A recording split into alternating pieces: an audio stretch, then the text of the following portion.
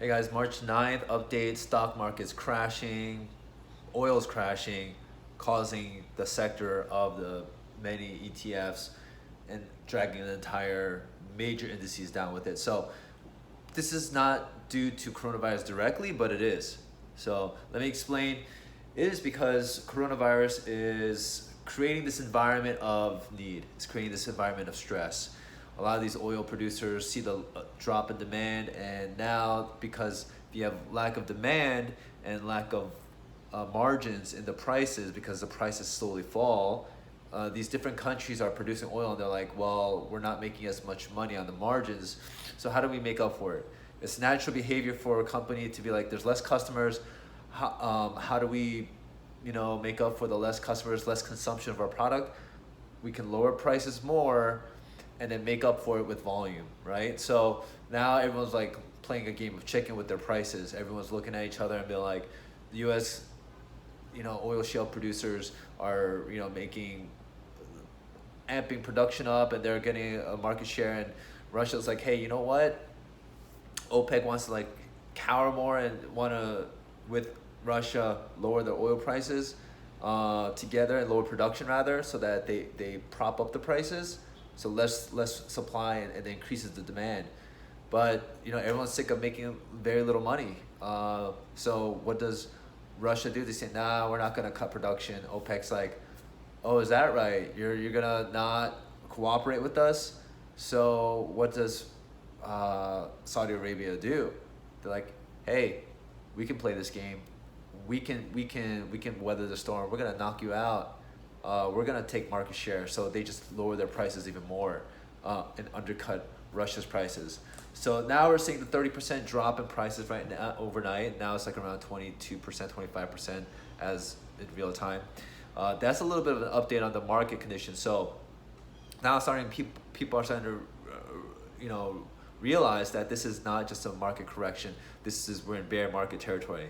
Oh, like the market, the lay person, the people out there is just kind of a stamp on what, or label on what is the current situation. It was already in a bear market. Momentum had shifted from bulls buying into stock, and people who are short of the bears, who are shorting the market, they were staying away for a long time, and now they see blood in the water. Now they're selling, borrowing stock and selling first and buying it back later. So that's what shorting is for Economics 101. Now, what this video is about is, I want to tell you, this is the situation.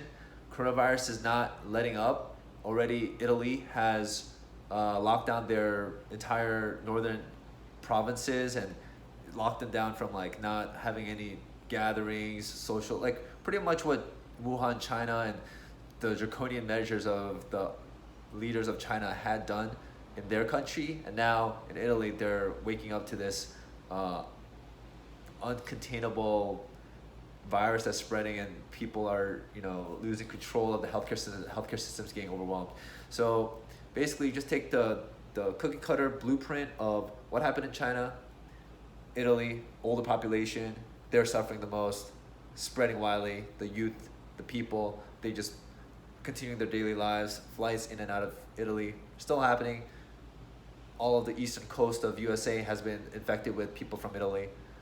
This virus is prevalent and highly infectious, contagious, and spreading like wildfire. Italy finally closed down the borders, not letting people move in and out between the provinces. Say, we got to contain this. Mandatory shutdown. That is something that's probably going to transfer over to the USA, and I'll explain in a bit of why it's going to happen in the USA in the same way, the same manner. So let me go further in speaking about this. USA, and I was talking to some people over the weekend and just gathering my thoughts, and my pattern recognition, I feel like, is kind of where I thrive, and looking at the past and then looking at the patterns of why things happened the way they did, the key components, and then you transfer that formula over to the present and then to the future. So right now, the westernized culture is not a collective mindset. The Hong Kong, Singapore shut down their borders. Everyone cooperated. Everyone is buying into, this is a real problem and we need to change our behavior, social behavior. This is what happened in Korea as well. They have drive-through testing centers, and now they're testing people as they come in and visiting. This is not what's happening in USA. We've only tested about 2,000 people and starting to ramp up. Korea has tested 100,000 people. We have about 5,000. South Korea has about around 7,000 cases that they confirmed. Minimal deaths. They're containing it. Everyone's practicing isolation type precautions. People are not going out in public. They're not mingling. They're not partying. Right now, in all my like Instagram feeds, trust me, I love to have fun. I used to party for 3 or 4 years in New York City. I was out almost like a sub promoter. I was, mingling with all the other promoters, and I knew a bunch of people. And even in Austin, Texas, in my beginning stay in Seattle, people will tell you, people who know me, I like to bring the party. I dance. I have fun. I go and talk to everyone. That's my personality. But look, I'm not trying to fearmonger here. And I will openly admit, like, I was being sensational, urgent, and I have to make it seem like it's not like that I'm panicking. There's a difference between panicking and urgency. Urgency is the need and you see the situation and you see that there needs to be speed, there needs to be quick action, there needs to be a lot of things that need to happen, and urgency comes from passion, seeing the situation for what it is. A lot of people aren't seeing the cases because this virus is invisible. And I know a lot of viruses are invisible, Eli, like that's the nature of disease. But no, this is, the virus is going highly underdiagnosed. I've talked to other people on the ground level of different hospitals all around different areas and reading anecdotal evidences of how limited testing is and how limited these testing kits are, and they're not being dispensed.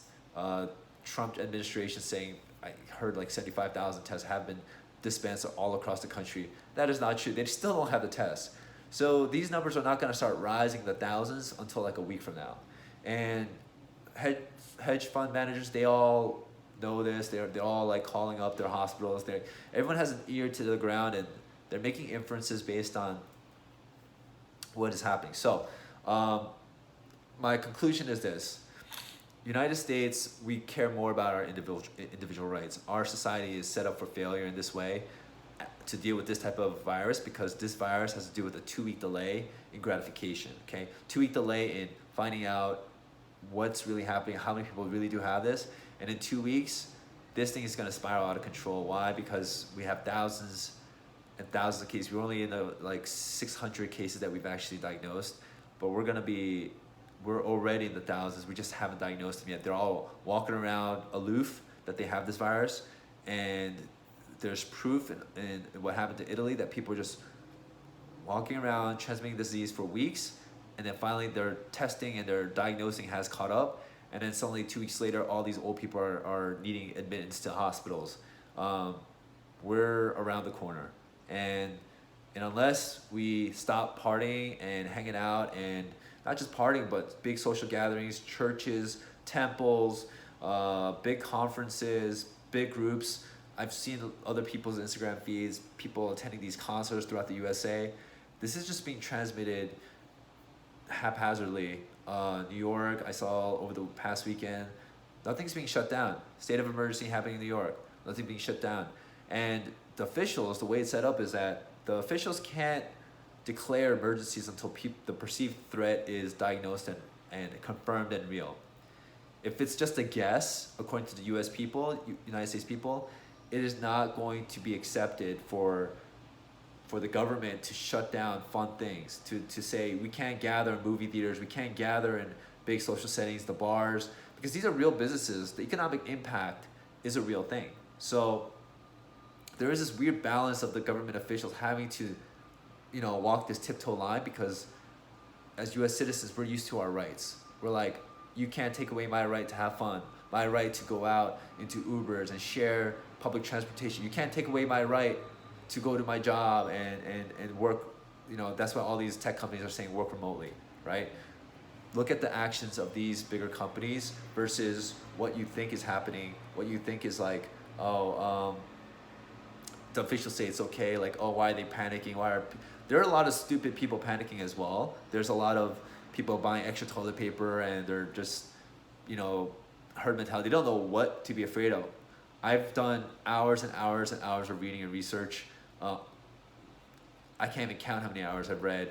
Not just like the news, okay? Don't just read the news, read articles, read the scientific journals, read what's going on with infection rates, understand what other experts are, and you have to be able to parse like what are the experts saying, what sounds true, what makes logical sense, and look at the patterns of government and what has happened already. And now we have a second anecdotal case, Italy. France and Germany are not far behind. They're in the 1,000 cases club. And once you hit the thousands, it's exponential. Each of those people share, even like 2 people, that's 3,000 total cases in like a week. Those 2 people of those 3,000 become 6,000. Like even if they share at a 2 times rate, which is probably not correct right now, statistical model technicians or whatever you call them, they're looking at anywhere from 4 to 8 transmissions. So that's why you have such a quick parabolic move in a shorter period of time. And like I said before in other videos, people who have the flu, after 1 or 2 days of them getting it, they sit back and they go to bed, they self-isolate early. This is where people just rampantly just walk around for a full week of catching it, and then 1 or 2 days later they start shedding it, and they're non-symptomatic. They're walking around, going to groups, cafes, sitting at cafes, talking to their friends, eating dinner with their friends. Yeah, I mean, limit the large gatherings so that you don't spread it to 5 people. Like one-on-ones are okay. Smaller groups, one meter apart. That's what Italy is mandating, that you have to be at least 1 meter apart. We have to change our social behavior now, because right now is when we make the sacrifice so that the government doesn't, I'm afraid to say this, but doesn't create martial law and dictate to the land like, look, you can't leave. You got to force people to behave. So if we voluntarily behave the next 2 weeks, I think we have a chance of quelling this. I think we have a chance of mitigating the spread. And so I really encourage everyone who watches this to start leading by example, to be the social awkward one. Because me, right now, everyone makes fun of me, and I'm trying to propagate that kind of cultural change by leading. Like as if I was wearing Yeezys when they first came out. Like I'm trying to change the trend by behaving differently. Yes, I'm gonna get ridiculed. Yes, I'm gonna get made fun of. Oh, why is he such a worrywart? I'm trying to practice solidarity for our culture and our very way of life, to preserve it so that we can actually go out and shop and go to groceries and do our daily day-to-day activities without having the government say you can't do that. So right now we have to limit our extra fun activities. Next week is my birthday. I'm gonna have paintballing trip. Why? Because I'm not gonna party per se. There's a chance I might go and have a small gathering and try not to, I'm not gonna have bottles, I refuse. Maybe they're gonna strong arm me, but I'm gonna definitely kick and scream and look, this is my birthday. I wanna just have paintballing, everyone's far apart, we're gonna shoot each other. Yay, practice for the zombie apocalypse. That's some of my thoughts. I think that's pretty much summing it up. Oh, last final words of wisdom. Get your healthcare stuff taken care of now, okay? And going forward, also consider your career path, because the recession is coming. Why I say this is because, first of all, we're not an isolated country. Many countries are already getting isolated, like Italy. This is spreading contagion to Germany, France. It's not just USA, but USA, we're set up to fail. A lot of westernized countries with individual rights, we're set up to fail, because we're gonna hold on to our fun and our activities and our group gatherings as long as possible until this becomes uncontrolled chaos. So what is going to happen? A lot of these small businesses are gonna fail. I'm worried about my parents' business because it's a brick and mortar. A lot of these brick and mortar smaller businesses are going to fold up and close shop, because the government is eventually going to force quarantine. Already, you're gonna see drop off of voluntary going out, people going out and going to these restaurants. Service industry is gonna get crushed. If you're in the service industry, if you're one of my friends in the nightlife, service industry, or going out, look for a new vocation in online. Online, internet, remote-based work is going to thrive, or healthcare. Okay, healthcare based. There's a few other ones that I'm probably missing that don't rely on human-to-human interaction type jobs.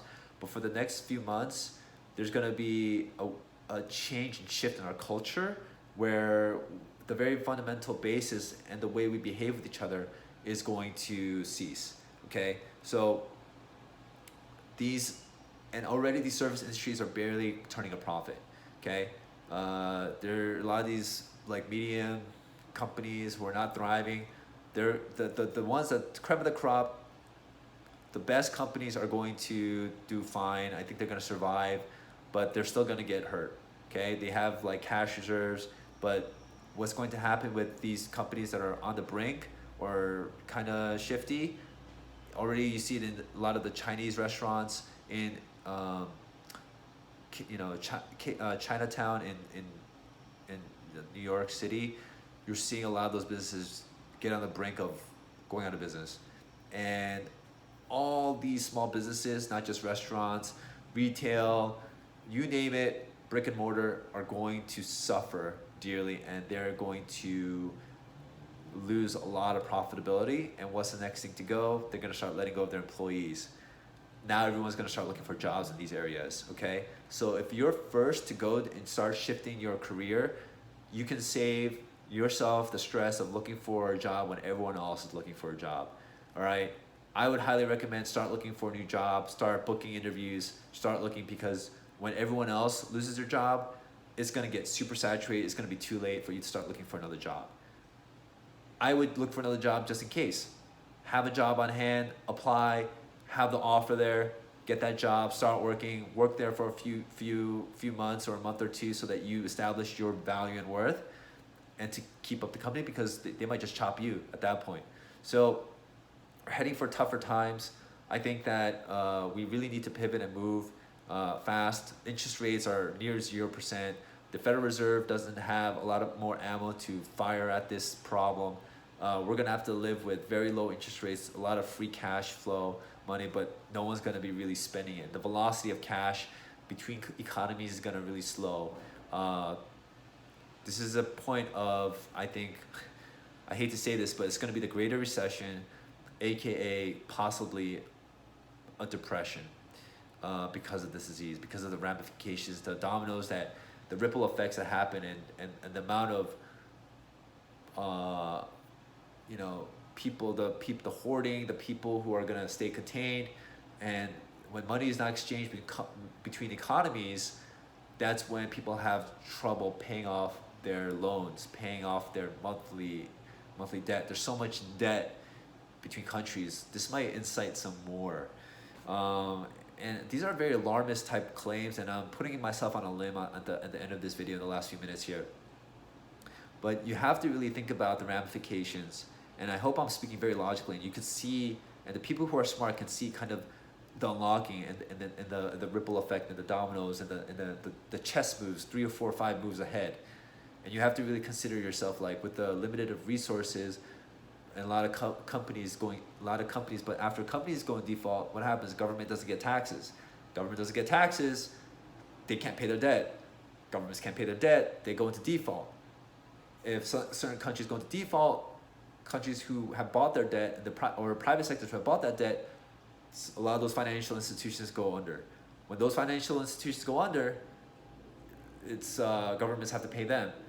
There's all these ripple effects that are going to happen and possibly happen, and then currency, as we know, is going to be, there might be the run on the banks. Governments, the U.S. government is going to try to guarantee that they're going to pay. The FDIC is going to pay, and your investments are secure. But then look, a lot of these things, it's going to be an interesting time that we're going to live in, with some chaos of these things happen. We saw hints of it at the recession, the Great Recession. This might be the Greater Recession or the Great Depression. There's a lot of rose-colored glasses out there. There's a lot of people who say, this is never going to happen. Eli, you're off your rocker. You're an idiot. I've been saying for over a month, 6 weeks now, that the 6 weeks that the coronavirus is going to highly impact our economy and the stock markets will sell off. Look at where we're at now. 80% sure I was gonna be right, and the 20% confirmation had come, and I still can't believe it. It's like watching a movie happen in real life. The next thing that I would say is that Eli, you're off your rocker, and like all these claims, a lot of these things would have happened in the Great Recession in 2008, but we had ammo, we had interest rates that were like 4 or 5%. We started cutting rates down to 2%, and I would just keep cutting rates, and we have nowhere else to go. There's no more liquidity that we can pump into the market. There's no more special tricks we can do. This is a very interesting time we're living in, where the bubbles and all the cash that we have profited from, there's no way to really help. The only silver lining I see is maybe possibly, since oil prices have come down a lot, the fact that we can kind of acquire energy cheaper is kind of a small blessing, that, you know, our cash can go further. The relatively speaking, the dollar might be stronger to all the economies, but when they see that USA can't control this virus like the other Asian countries did, it might devalue our economy a bit more. So our ratings might get cut faster than others. These are just some thoughts I'm thinking on the fly. But as we speak, as we see what happens here, I think it's going to be very interesting. Eli, and I want to just further demonstrate, like, Eli, you're crazy, you're off your rocker. We almost went that way with the Great Recession, like I said. And this is the point I wanted to make. Everyone said that during the Roaring 20s, and I think we're in our own version of the Roaring 20s, where everyone kind of forgot after 12 years of great wealth produced, great economy. Everyone has jobs. Everyone's living life. Everyone's happy and go lucky, and no one wants the party to stop. This is the big pump on the brakes, guys. We got to start waking up to what's around the corner. And when this does happen, this is a dated video.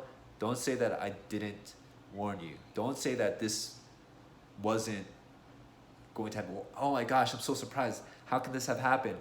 I had no idea this was going to happen. It's just looking 3 or 4 or 5 steps ahead and seeing already what's happening, and the dominoes starting to fall. And you're just like, okay, what's the next thing that's going to happen? So I wouldn't say panic, and don't start storing cash under your bed. Don't do stupid things like that. Don't go out buying extra toilet paper, but just get prepared. Start taking care of your health now. Start eating well, start sleeping well. I'm a little stressed because of this whole thing, and I see all these things like, kind of like, what would you call it? Doctor Strange, when he sees all the scenarios of what's going to happen to the Avengers, that type of scenario, and I see all the different scenarios in my head, and I can't just be calm about what is to come, because I kind of see the future, and I'm scared because everything I've said before this has come true while everyone else was ridiculing me then. So ridicule doesn't really bother me now, but it just, people who are woke and thought leaders, we gotta speak up. We gotta start educating the public and having full transparency that this is a real reality, and we need to change a policy so that we can contain it, so that this doesn't happen. All right, but the way things are going, I don't see it stopping. It's hard to change culture. It's hard to change group mindset, U.S. mindset, individualism. You know, we wear masks to cover and help each other so we don't spread this disease further in case we have it. We don't know we have it. There's not enough tests. We're just kind of in a mess. So Godspeed, everyone. Hug your loved ones, especially our elders. Keep them insulated and isolated, and talk to you soon.